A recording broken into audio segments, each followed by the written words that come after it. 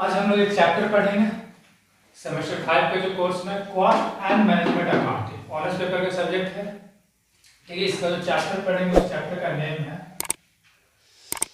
Reconciliation statement,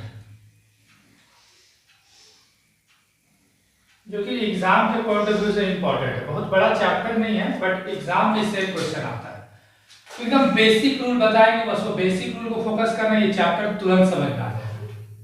मतलब एक तरह से अगर हम बोले तो बस एक वीडियो काफी है चैप्टर को समझाने के लिए, बस जो बेसिक रूल बताएंगे वो समझना। तो क्या रूल हम लोग फॉलो करेंगे इस चैप्टर में? ठीक है, चैप्टर का मीनिंग भी समझ में आ जाएगा। रिकॉन्सिलिएशन मतलब हम लोग को यहाँ पर कॉस्ट और फाइनेंशियल का आइटम होता है। कॉस्ट मतलब जो रिलेटेड होता है कि कॉस्ट कोई भी चीज का प्रोडक्शन से उसका कॉस्ट, और फाइनेंशियल लाइक ऑफिशियल, वो लोग दोनों को यहाँ पर मैच करना है। और वो मैच करने के बाद हम लोग प्रॉफिट डिटरमिनेशन करते हैं। तो प्रॉफिट डिटरमिनेशन करने का इसमें रूल क्या होगा? ज्यादा फोकस हम प्रैक्टिकल क्वेश्चन में करा रहे हैं, कैसे प्रैक्टिकल सॉल्व करेंगे। तो ऐसे तो इसका बहुत तरीका है बनाने का, बट ये तरीका जो हम तुम लोगों को बताने जा रहे हैं इसको अच्छे से थोड़ा समझना, इससे क्वेश्चन बहुत जल्दी सॉल्व हो जाएगा।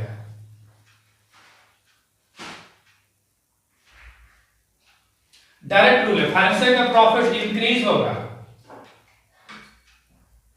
तो ऐड करना है आइटम को, और फाइनेंशियल का प्रॉफिट डिक्रीज होगा तो लेस करना है। बस ये याद रखना है। मतलब इतना ही एक रूल से पूरा क्वेश्चन हम लोग का सॉल्व हो जाएगा। ठीक है, बस यही एक रूल है।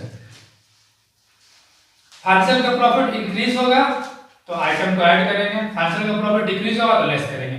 अब पता कैसे चलेगा क्वेश्चन में फाइनेंशियल का प्रॉफिट इंक्रीज या डिक्रीज, वो अगर हम क्वेश्चन देख लेंगे वो समझाएंगे। ठीक है, बट ये रूल बहुत इंपॉर्टेंट, इसी से माइंड में सेटअप हो जाएगा कि कभी भी क्वेश्चन, जो भी क्वेश्चन बनाएंगे फाइनेंशियल का प्रॉफिट इंक्रीज कर रहा है उसको हम लोग ऐड करेंगे, और फाइनेंशियल का प्रॉफिट डिक्रीज कर रहा है तो उसको लेस करेंगे। अब वो पता कैसे चलेगा, वो क्वेश्चन में हम बता देंगे, कैसे हम लोग उसमें चेक करेंगे, आराम से पता चल जाएगा। ठीक है, और एक चीज इसमें थोड़ा सा माइंड में ये रखना है क्वेश्चन बनाने समय, relation. Relation means finance like financial और कॉस्ट, तो दोनों का जो रिलेशन होगा ये याद रखना, ये रिलेशन जो होता है दोनों का ये ऑपोजिट रिलेशन होता है। अगर हम बात करेंगे कोई चीज फाइनेंशियल में, ठीक है, दोनों का जो रिलेशन होगा वो ऑपोजिट होगा, ये याद रखना। अगर किसी चीज का बात होगा कि कॉस्ट में ओवर रिकॉर्डेड है, मतलब ज्यादा है, तो एकदम फाइनेंशियल में समझ जाना कि वो अंडर रिकॉर्डेड होगा। ठीक है, रिलेशन दोनों में ऑपोजिट होता है, कॉस्ट और फाइनेंशियल में। अगर कॉस्ट में वो हम लोग का ओवर रिकॉर्डेड है तो फाइनेंशियल में क्या अंडर रिकॉर्डेड। ओवर रिकॉर्डेड मतलब होता है ज्यादा और अंडर रिकॉर्डेड मतलब होता है कम। और अगर कॉस्ट में अंडर रिकॉर्डेड है तो फाइनेंशियल में वो मेरा ओवर रिकॉर्डेड होगा। तो बस इतना रूल को याद रखना, और हमेशा इसमें याद रखना मतलब हम लोग को फाइनेंशियल से है। ठीक है, हम लोग को कॉस्ट से कोई मतलब नहीं। मतलब एक ये बेसिक रूल बता रहे बनाने का, ऐसे तो अलग अलग रूल बताता है, लेकिन हम तुम लोग को इस रूल से समझा देंगे। ठीक है, कॉस्ट के रूल से बनता है बट ये रूल थोड़ा इफेक्टिव है, इससे अच्छे से तुरंत समझ में आ जाएगा। हम लोग को मतलब होगा यहाँ पर फाइनेंशियल से, तो कॉस्ट में कोई भी चीज अगर ओवर रिकॉर्डेड है तो ऑपोजिट समझ जाना, फाइनेंशियल में क्या है अंडर रिकॉर्डेड कम, और अगर कॉस्ट में अंडर रिकॉर्डेड है तो फाइनेंशियल में क्या हो जाएगा ओवर रिकॉर्डेड होगा। मतलब इससे है। ठीक है, जो हम लोग का मेन है जो हम लोग ओवर और अंडर रिकॉर्डेड देखेंगे वो हम लोग को यहाँ देख लेना है कॉस्ट का। और अगर कुछ पॉइंट में फाइनेंशियल लिखा है तब तो सोचना नहीं है, डायरेक्ट बनाना। बट अगर कॉस्ट लिखा है तब कंपेयर करेंगे, और अगर कॉस्ट नहीं लिखा है फाइनेंशियल लिखा है पॉइंट तो कोई कंपेयर नहीं करना है, डायरेक्ट बना देना। अगर अंडर रिकॉर्डेड है तो अंडर रिकॉर्डेड ही समझना, ओवर रिकॉर्डेड तो ओवर ही समझना। मतलब फाइनेंशियल लिखा रहेगा तो कंपैरिजन नहीं करेंगे। कंपैरिजन कब करना है? जब क्वेश्चन में कॉस्ट लिखा रहेगा। ठीक है, वो क्वेश्चन से पता चल जाएगा। तो फिर से एक बार उनको, फाइनेंशियल का प्रॉफिट इंक्रीज करेगा तो ऐड करेंगे, फाइनेंशियल का प्रॉफिट डिक्रीज करेगा तो लेस करेंगे। डायरेक्ट रूल है। रिलेशन याद रखना, दोनों में क्या होता है ऑपोजिट होता है। कॉस्ट में अगर वो ओवर रिकॉर्डेड है तो फाइनेंशियल में अंडर रिकॉर्डेड है, कॉस्ट में अगर अंडर रिकॉर्डेड है तो फाइनेंशियल में ओवर रिकॉर्डेड है। बट अगर क्वेश्चन में फाइनेंशियल लिखा है तो कुछ सोचना नहीं है, समझ जाना है कि वो डायरेक्ट यही रूल फॉलो करा, तब कंपैरिजन नहीं करेंगे। कंपैरिजन कब फॉलो करेंगे? जब क्वेश्चन में कॉस्ट लिखा जाता है। इसी एक रूल से क्वेश्चन पर बहुत अच्छे से पता चल जाएगा। अभी हम इसका एक क्वेश्चन बनाते हैं। देखो अब इसका एक क्वेश्चन हम लोग बनाते हैं। क्वेश्चन बनेगा, देखना समझ में आ जाएगा। ठीक है, क्वेश्चन हम तुम लोग को स्क्रीन पे शेयर कर देंगे।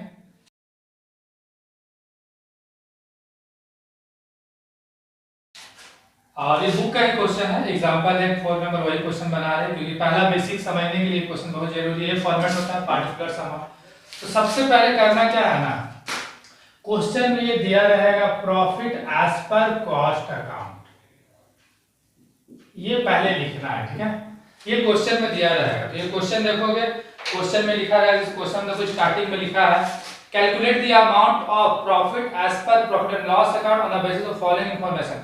तो कभी कभी क्वेश्चन में नहीं, रिकॉन्सिलिएशन स्टेटमेंट नहीं लिखा रहेगा, तो देखना वहां पर लिखेगा profit as per profit and loss account, जैसा कि क्वेश्चन है। तो बात वही है, मतलब रिकॉन्सिलिएशन का एक नाम होता है profit as per profit and loss account. तो profit as per cost account देखो फर्स्ट नंबर एडजस्टमेंट दिया हुआ है, तो जनरली इसको हम लोग सेकंड कॉलम में लिख देंगे। अब कुछ आइटम ऐड होगा और कुछ आइटम लेस होगा। अब क्या ऐड होगा क्या लेस होगा वो देखो, जो हम रूल में बताए थे, फाइनेंशियल का प्रॉफिट इंक्रीज होगा तो ऐड करेंगे, फाइनेंशियल का प्रॉफिट डिक्रीज होगा तो लेस करेंगे, बस यही पॉइंट। तो क्वेश्चन में पहले समझना अच्छा से, जो भी एडजस्टमेंट रहेगा समझ जाओगे तो बहुत जल्दी सॉल्व हो जाएगा। देखो पॉइंट है वर्क ओवरहेड, तो वर्क ओवरहेड खर्च होता है, ओवरहेड का मतलब होता है व्यय, एक्सपेंसेस, ठीक है, ऐसे समझना इसको। तो work overhead were under recorded in cost account. अभी हम बताए थे कि कॉस्ट और फाइनेंशियल में, ठीक है, देखो यहाँ पर ऊपर थोड़ा लिख रहे हैं, ये कॉस्ट और ये मेरा फाइनेंशियल, ठीक है। कॉस्ट और फाइनेंशियल में रिलेशन में क्या होता है, ऑपोजिट होता है। तो क्वेश्चन में वर्क ओवरहेड, पहले कोई भी पॉइंट रहेगा तो उसमें देख के समझना कि वो पॉइंट मेरा इनकम एक एक्सपेंसेस है, तो वर्क ओवरहेड हम लोग का एक्सपेंसेस होता है। तो लिख रहा है कि work overhead under recorded cost, यानी कॉस्ट में वो अंडर रिकॉर्डेड है। तो कॉस्ट में अगर अंडर है तो इसका रिलेशन क्या बताया था, अपोजिट होता है। तो फाइनेंशियल में क्या होगा, ओवर, तो फाइनेंशियल में वो क्या है, ओवर रिकॉर्डेड। ओवर रिकॉर्डेड मतलब वो फाइनेंशियल में खर्च ज्यादा करे। तो आप थोड़ा सा सोचो कि अगर हम फाइनेंशियल में खर्च ज्यादा करेंगे तो मेरा प्रॉफिट बढ़ेगा घटेगा, यानी इंक्रीज होगा डिक्रीज होगा। मतलब एक तरह से तुम सोचो कि घर में अगर तुम एक्सपेंसेस ज्यादा करोगे तो सेविंग क्या होगा, डिक्रीज होगा। तो बस वही रूल यहाँ सोचना है, एक्सपेंसेस मेरा ज्यादा हो रहा है मतलब मेरा प्रॉफिट डिक्रीज होगा, प्रॉफिट डिक्रीज होगा तो ये हम लोग का लेस में आ जाएगा। तो यहाँ पॉइंट उतार देना है, work overhead were under recorded in cost account, ठीक है। इसका जो अमाउंट रहेगा वो अमाउंट हम लोग लिख देंगे, ठीक है। क्वेश्चन में देख लेते हैं अमाउंट, ये जो लाइन रहेगा ना, ये क्वेश्चन का ही वर्डिंग होता है, ऐसे ये वर्डिंग का चेंज होता है, बट चेंज करने की कोई जरूरत नहीं है। अगर क्वेश्चन का ही वर्डिंग पूरा लिख देते हो तो कोई मार्क्स नहीं कटता, इसीलिए तुम लोग ये क्वेश्चन का वर्डिंग लिखना ना, work overhead were under recorded in cost account, और इसका अमाउंट जो दिया है 800 डायरेक्ट उसको लिख देना फर्स्ट कॉलम में। इसलिए फर्स्ट कॉलम में लिख रहा है ना क्योंकि इसको माइनस करना है, तो ब्रैकेट का मतलब ही तो माइनस होता है, तो इसकी तरह को माइनस करेंगे। थर्ड नंबर पॉइंट है एडमिनिस्ट्रेशन एक्सपेंसेस वर अंडर रिकॉर्डेड फाइनेंशियल। देखो क्वेश्चन को अच्छे से समझो, ठीक है। Administration expenses were under recorded in financial, तो फाइनेंशियल बोला तो अभी हम लोग बताया था क्वेश्चन में अगर फाइनेंशियल बोलेगा तो कंपेयर नहीं करना, ठीक है। अब ये भी एक्सपेंसेस है, कैसे पता चला एक्सपेंस, क्वेश्चन में लिखा है, ये देखो एडमिनिस्ट्रेशन एक्सपेंसेस, तो लिख रहा है कि एडमिनिस्ट्रेशन एक्सपेंसेस फाइनेंशियल में अंडर रिकॉर्डेड है, कम है। तो फाइनेंशियल में तुम खर्च अगर कम करोगे तो प्रॉफिट क्या होगा, इंक्रीज होगा। कभी भी नॉर्मल देखो अपना एग्जांपल समझ सकते हो, कैसे घर में अगर तुम घर में एक्सपेंसेस कम करोगे तो सेविंग क्या होगा तुम्हारा, बढ़ेगा। सेम ऐसे ही सोचना है, एक्सपेंसेस हम कम करेंगे तो मेरा सेविंग क्या होगा, इंक्रीज होता है। तो ऐसे ही फाइनेंशियल में हम अगर एक्सपेंसेस कम है तो मेरा सेविंग इंक्रीज होगा, मतलब तो प्रॉफिट मेरा क्या होगा, बढ़ेगा। तो ये मेरा ऐड में आ जाएगा एडमिनिस्ट्रेशन एक्सपेंस, ये पूरा वर्ड उतार देना, ठीक है। हम शॉर्ट में लिख लिया है, ये पूरा लाइन क्वेश्चन से उतारना है 1000। बस माइंड में देखो, फिर से एक बार रूल बता रहा हूं, माइंड में रूल क्या याद रखो, फाइनेंशियल का प्रॉफिट इंक्रीज होगा ऐड करेंगे, डिक्रीज होगा लेस करेंगे। तो बात था ना, ये जो फर्स्ट पॉइंट हम डिस्कस किया था वर्क ओवरहेड था, अंडर ओवरहेड मतलब एक्सपेंसेस होता है। तो ये कॉस्ट में कम था तो फाइनेंशियल में ज्यादा था, और खर्च ज्यादा करेंगे तो मेरा फाइनेंशियल का प्रॉफिट डिक्रीज होगा तो लेस किया। ये एडमिनिस्ट्रेशन का पॉइंट था, एडमिनिस्ट्रेशन एक्सपेंसेस अंडर रिकॉर्ड, मतलब बता दिया कि फाइनेंशियल में कम है तो खर्च कम करेंगे तो प्रॉफिट मेरा इंक्रीज होगा तो ऐड कर दिए। Fourth point depreciation charge, depreciation is a provision, मतलब एक टाइप का एक्सपेंसेस ही होता है। तो depreciation charge were over recorded cost, फिर बोल रहा कॉस्ट में ओवर रिकॉर्डेड है, ठीक है। हर बार पॉइंट समझना कि कॉस्ट में इस बार लिख दिया ओवर रिकॉर्डेड, ठीक है। तो कॉस्ट में अगर लिखा है तो ओवर रिकॉर्डेड है, मींस कॉस्ट में बोल रहा है मेरा ओवर, तो फाइनेंशियल में क्या होगा, अंडर होगा। यानी कॉस्ट में ज्यादा है तो फाइनेंशियल में क्या होगा, कम होगा। और फाइनेंशियल में कम है तो जब एक्सपेंसेस फाइनेंशियल में कम करेंगे तो मेरा प्रॉफिट क्या होगा, इंक्रीज होगा। तो इस पॉइंट को भी हम लोग ऐड करेंगे। डेप्रिसिएशन, बस यही सोचना है, ठीक है। पॉइंट्स को पूरा उतारना, डॉट डॉट दे रहे हैं। अमाउंट इसका है 500।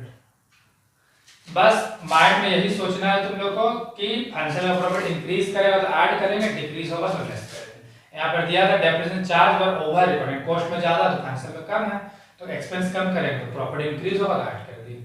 नेक्स्ट है इंटरेस्ट रिसीव। अब देखो इंटरेस्ट रिसीव, तो जनरली रिसीव मतलब इनकम, कोई चीज को हम रिसीव कब करते हैं, इनकम को ही हम लोग रिसीव करते हैं। Interest receive on investment during the year amounting 750।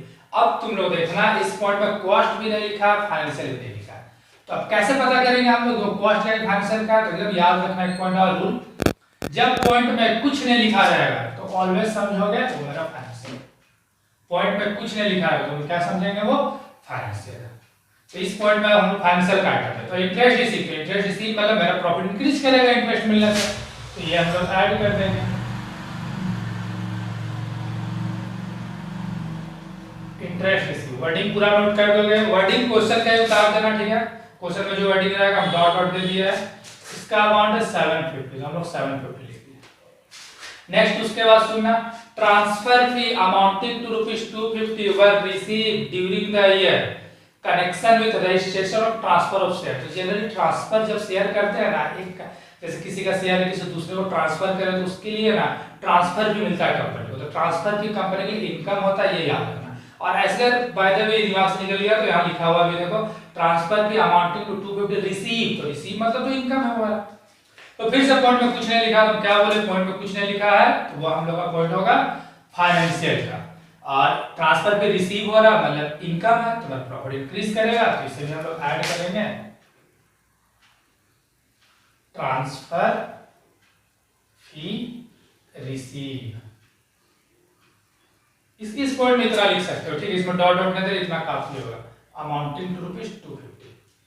Next point provision for income tax made in financial book. देखो पॉइंट में फाइनेंशियल बोल दिया तो तुम लोग कुछ सोचना ही नहीं है, डायरेक्ट बस देखना अगर फाइनेंशियल का प्रॉफिट इंक्रीज हो रहा है तो ऐड करेंगे, डिक्रीज हो रहा है तो लेस करेंगे।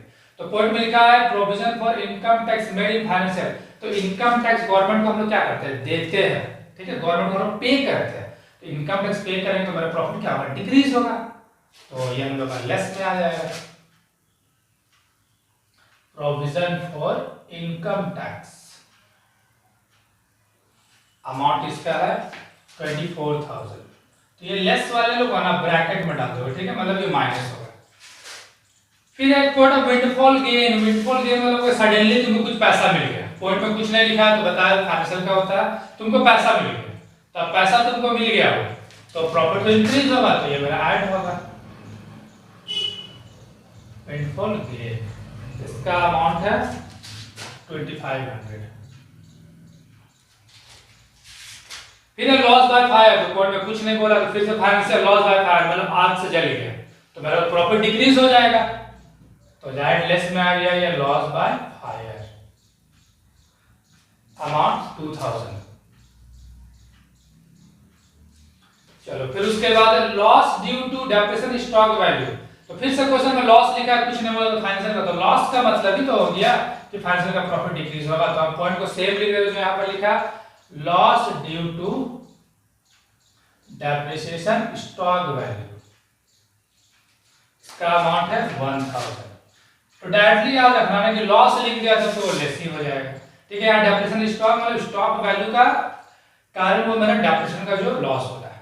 फिर एक और लॉस ड्यू टू, फिर लॉस लिख दिया तो फिर सोचना नहीं है, डायरेक्ट लेस हो जाएगा। लॉस ड्यू टू ऑब्सोलेंस लिखा है, ठीक है, ऑब्सोलेंस इन फाइनेंशियल 3200। ऑब्सोलेंस मतलब होता है ना कुछ चीज अभी मार्केट में चल रहा है वो आउटडेटेड हो जाएगा, पुराना हो जाएगा, उसके कारण लॉस हुआ तो मेरा फाइनेंशियल का प्रॉफिट डिक्रीज हुआ, तो इसको मैंने लेस कर दिया। तो डायरेक्टली ऐड लेस में बस इतना ही याद रखो तुम लोग, ऐड लेस में फाइनेंशियल का प्रॉफिट इंक्रीज होगा तो ऐड करेंगे, डिक्रीज होगा तो लेस करेंगे, पता कैसे चलेगा, तो जो भी पॉइंट में एडजस्टमेंट है उसको अच्छे से सोचना, ठीक है उसको। और दूसरा क्या रूल रहेगा, कंपैरिजन जो होगा हम लोग का वो ऑपोजिट होता है, अगर इसमें मेरा कुछ चीज अगर कम हो रहा है तो इसमें क्या होगा ज्यादा, मतलब अगर इसमें अंडर रिकॉर्ड है तो इसमें ओवर है, और इसमें ओवर है तो इसमें अंडर। बट अगर फाइनेंशियल लिख देगा तो ज्यादा सोचना नहीं है, डायरेक्ट बना देना। अब क्या करना, बस बैलेंस करना, तो बैलेंस कैसे करेंगे, ये सारा ऐड वाला है तो इसको ऐड करके यहाँ लिखना है, तो इसको यहाँ पर ऐड कर दो, टोटल दफा ऐड करो कितना हो जा रहा है, इसको डायरेक्टली तो मैं यहाँ से ऐड कर, तो ये हो रहा है 5000, ठीक है। ये ऐड का है तो ये वाला ऊपर वाला और ये इसको ऐड कर देंगे, ये हो गया 51,000। अब ये लेस का है तो ये सारा को इधर ऐड करके लेस कर देना, तो इसको भी ऐड कर लो।